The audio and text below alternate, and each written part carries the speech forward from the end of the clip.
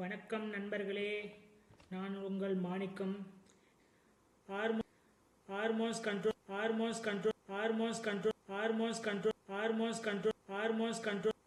Control emotions, behaviour and psychology and physiology. ஹார்மோன்கள் நம்முடைய உணர்ச்சி, மனநிலை மற்றும் உடல் செயல்பாட்டை கட்டுப்படுத்துகின்றன. நண்பர்களே, ஹார்மோன்கள் நம்மை எப்படி பாதிக்கின்றன என்பதை புரிந்து கொள்வது மிகவும் முக்கியம். உணர்ச்சி, மனநிலை, உடல் செயல்பாடு அனைத்தும் ஹார்மோன்களின் கீழ் இருக்கிறது. இப்போ நாம் ஒவ்வொரு வயதிலும் உள்ள ஹார்மோன் சேஞ்சை பார்க்க போகிறோம்.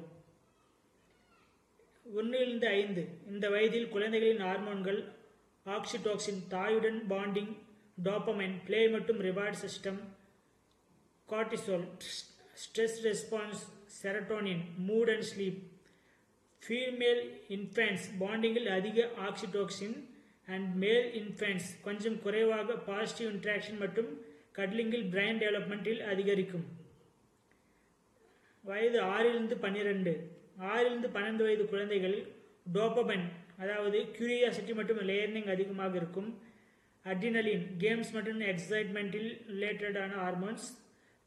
Cortisol, school stress.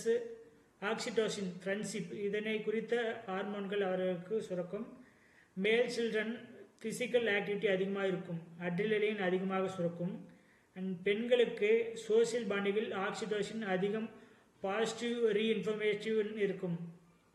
Dopamine pathway ஸ்ட்ரென்த்தனாக இருக்கும்.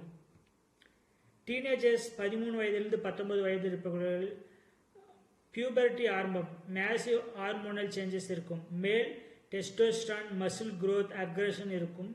பெண்களுக்கு ஈஸ்ட்ரோஜன், ப்ரொஜெஸ்ட்ரான், மூட் ஸ்விங்ஸ் இருக்கும். மேலும் dopamine, risk taking, social rewards மற்றும் cortisol, academic and peer stress இருக்கும். And teen gender differences, male aggression மற்றும் ரிஸ்க் டேக்கிங் ஹையாக இருக்கும். பெண்களுக்கு எமோஷனல் ரெகுலராக இருக்கும். மூட் ஸ்விங் ஆகும். மூட் அவருக்கு மாறிக்கொண்டே இருக்கும். அண்ட் எக்ஸசைஸ் அண்ட் மைண்ட்ஃபுல்னஸாக இருக்கும். கார்டிசோல் கண்ட்ரோல் ஆக வேண்டும். டோபமைன் பேலன்ஸில் இருக்க வேண்டும்.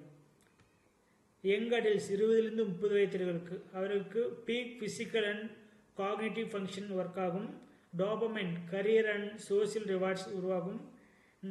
Oxytocin romantic relationship, family bonding அதிகரிக்கும். கார்டிசால் ஒர்க் அண்ட் ரெஸ்பான்சிபிலிட்டிஸில் ஸ்ட்ரெஸ் அதிகரிக்கும். Young adults mind control tips. Meditation, cortisol reduction ஆகும். கிராட்டிடியூட், ஆக்சிடோசின் பூஸ்ட் ஆகும். ரெகுலர் எக்ஸசைஸ், டோபமைன் பேலன்ஸ் ஆகும். Adult 31-41. Hormonal balance crucial for family and career. Stress management பண்ணணும்.